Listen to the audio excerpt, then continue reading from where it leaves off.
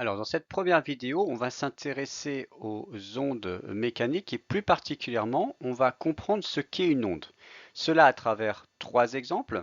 Premier exemple, une onde à la surface de l'eau. Deuxième exemple, les ondes sonores. Et troisième exemple, les ondes qui peuvent être générées le long d'une corde. Alors voici un premier exemple d'onde. Nous avons ici un robinet.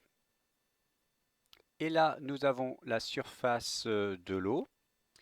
Ici, l'eau est vue en vue de profil. Alors, imaginons une goutte qui tombe. Eh bien, cette goutte va perturber la surface de l'eau et donc on va avoir une onde qui va être générée, qui va se propager. Alors, on voit que cette perturbation, au fur et à mesure de la propagation, elle diminue, elle s'atténue puisque, on va le voir juste après, eh bien, cette perturbation prend la forme de cercles concentriques et au fur et à mesure que ces cercles se propagent, l'amplitude de l'onde, la hauteur ici de cette perturbation, elle diminue. Donc voilà, on va regarder ce qui se passe en vue de dessus. Voilà, et donc lorsque la goutte d'eau tombe, voilà, elle crée cette perturbation qui se propage et comme je vous l'ai dit, l'amplitude diminue au fur et à mesure de la propagation.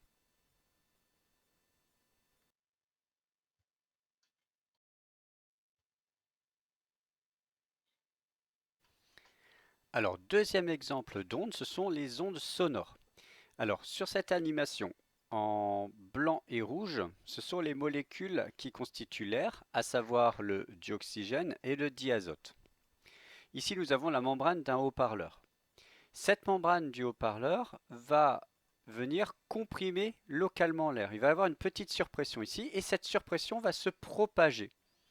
Donc, en fait, la membrane perturbe l'air en créant cette pression et cette surpression va se propager dans tout le milieu ici, où il y a présence de molécules qui constituent l'air.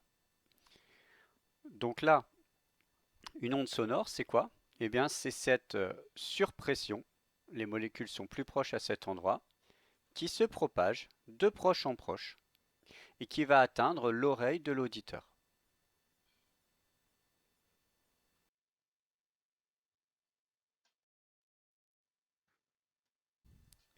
Alors, troisième exemple d'onde ici avec les ondes qu'on peut générer le long d'une corde.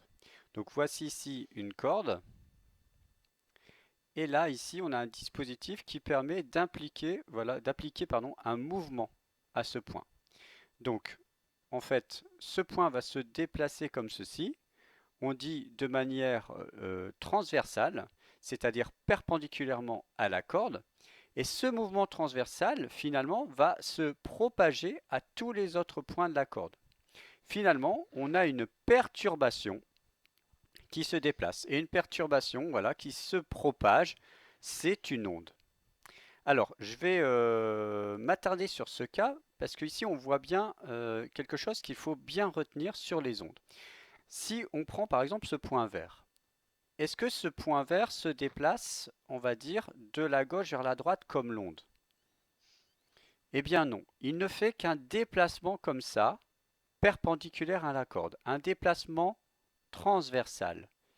Il n'a pas de déplacement longitudinal, il ne se déplace pas le long de la corde comme ceci.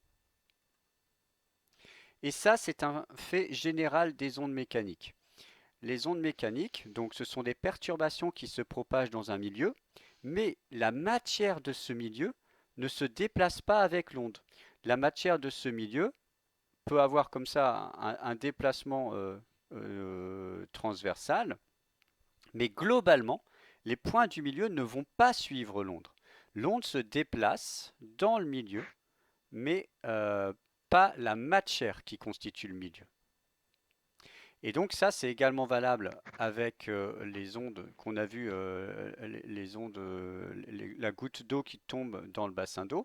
En fait, l'eau ne se déplace pas avec l'onde. L'eau subit comme ça des petits déplacements transversaux. Euh, c'est également valable avec les ondes sonores. Les molécules qui constituent l'air ne se déplacent pas avec l'onde. C'est la surpression qui se déplace. Voilà pour ces trois exemples d'ondes.